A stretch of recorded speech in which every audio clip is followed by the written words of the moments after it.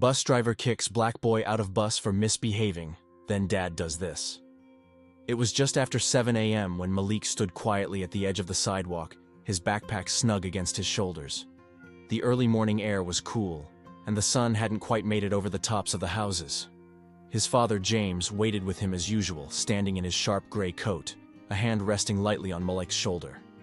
They didn't talk much in the mornings. There was no need. James simply gave his son a small nod when the school bus turned the corner. The yellow bus hissed to a stop. It was the same route, but not the same driver. Malik noticed it right away. The man behind the wheel was unfamiliar, heavy-set, with graying hair and a deep scowl creased across his face. His name tag read, Mr. Halverson. Malik stepped up, greeted him softly. The driver didn't respond. He just jerked his head toward the seats without looking at him. Malik found his usual spot halfway down the aisle and sat by the window. He liked it there, not too far back where the louder kids sat, and not too close to the front where the driver could watch every move. But before he could even settle in, a sharp voice cut through the low morning chatter. "You, up here, where I can see you." Malik looked up, unsure he heard correctly. Mr. Halverson glared at him through the rearview mirror. The bus had gone quiet. Some kids turned to look. Slowly, Malik got up and moved to a seat near the front. No one said anything. The ride resumed. Out the window, trees blurred by. Inside, the silence felt heavy.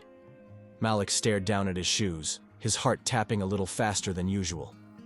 Mr. Halverson kept glancing in the mirror, eyes locking on him every so often. It wasn't just about a seat. Malik could feel it in his chest. This wasn't normal. Something was off. No one spoke to him the rest of the ride. Not because they didn't want to, but because no one understood what was happening.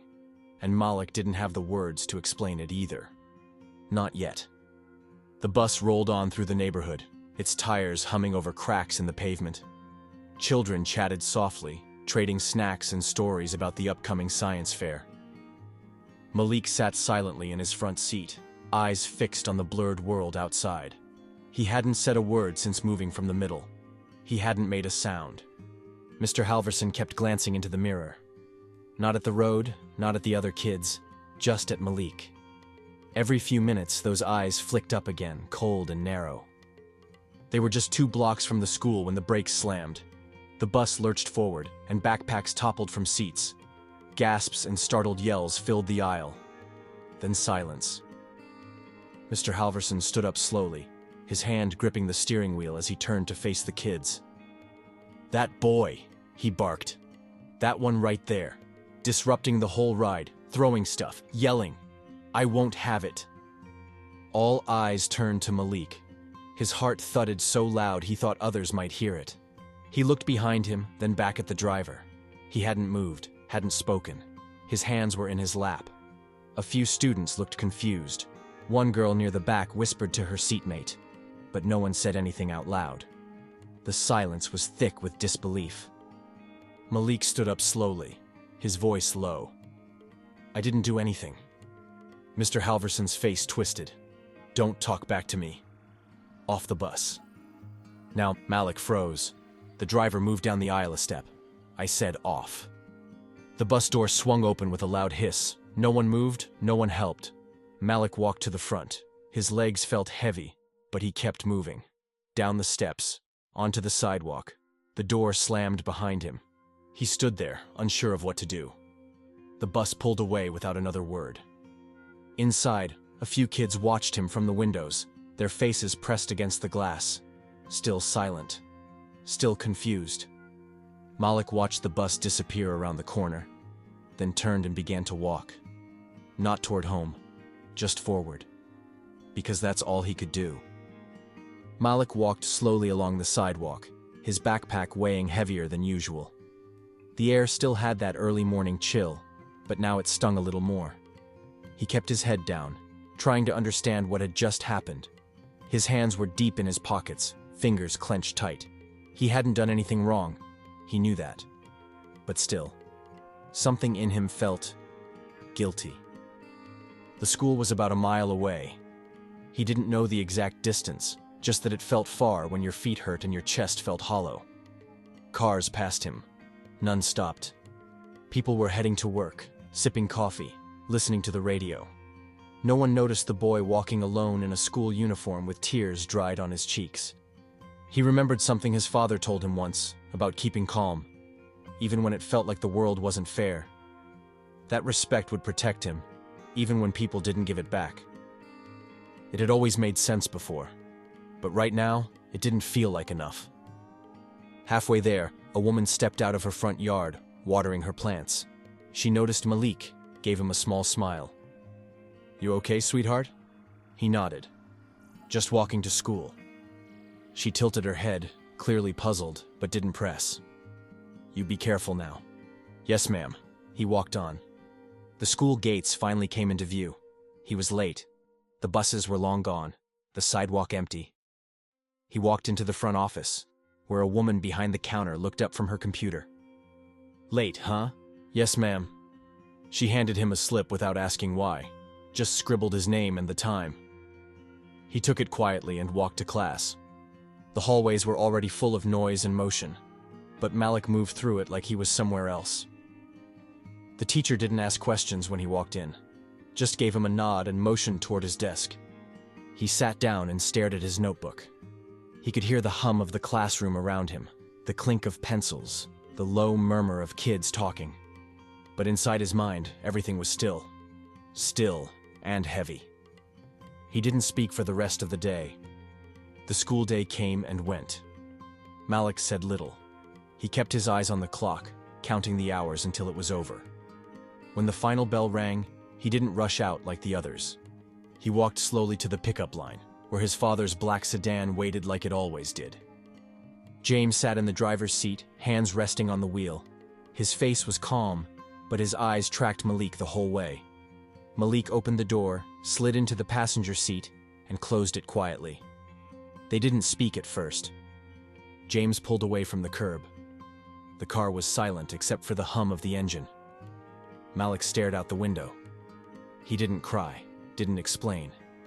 He just sat there. At a red light, James finally asked what happened. Malik told him everything, not all at once, but in slow pieces. How the new driver made him sit up front, how he said nothing, how he was accused, how the door closed behind him like a final word. James didn't interrupt. He didn't speak, didn't react, just listened.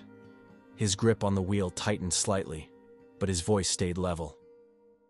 "Thank you for telling me," he said. "That's all." That evening, after Malik went to his room, the phone rang in the school office. The teacher who had written Malik's late slip had reported the incident. Nothing formal, just a concern. The call reached the transportation department by the next morning. James drove Malik to school again. But this time he was dressed differently. His usual soft coat was replaced with a crisp navy suit, collar sharp, tie neat. He walked into the transportation office without hesitation. The receptionist looked up as he entered. "Can I help you?" James nodded once. "I need to speak to the supervisor." She tapped a few keys. "He's not in right now."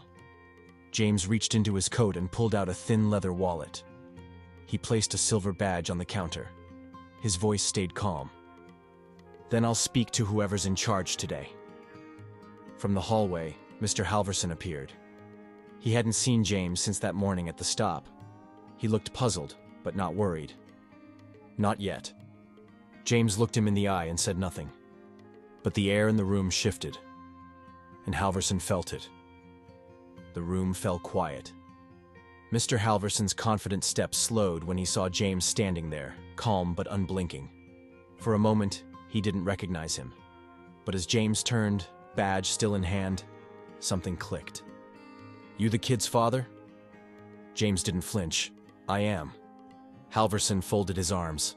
"Look, I don't care who he is. He was causing trouble on my bus. I've been doing this job 20 years. I know trouble when I see it." James studied him for a long second. Then, with no change in tone, he answered. "I started this company 22 years ago. From one bus. Just me. Built it route by route. I hired the first 10 drivers myself. Now it's statewide. Every uniform, every badge. My name's on the bottom of the check." The color drained from Halverson's face. His mouth opened, but no words came. The receptionist froze. A manager walked in from a side door and stopped mid-step when he saw James. "Sir, we weren't expecting you." James turned to him. "I assume you've seen the route logs from yesterday?" "Yes, sir. There's already a record." The cameras confirmed the boy never said or did anything. Several students backed it up. "Then you know what needs to be done." Halverson's voice came out quieter now. "Wait. You can't just fire me over—" James didn't raise his voice, but his words were final. "This isn't about one mistake. It's about what you saw when you looked at my son." By noon, Halverson was officially dismissed. The decision spread fast. Parents were outraged. Some pulled their children from routes in protest. A local news station picked up the story. Photos of Malik, small, quiet, standing on the sidewalk alone, made their way across social media. The backlash was swift, but so was the support. Letters came in, emails, teachers spoke up. Even students who had stayed silent on the bus began to share what they saw. A week later, Malik stood at the bus stop again. A new driver pulled up and greeted him with a warm smile. The door opened and Malik stepped in. He walked past the front seat, through the middle, and sat down in his usual spot. This time, no one said a word, but they were all watching, and they understood.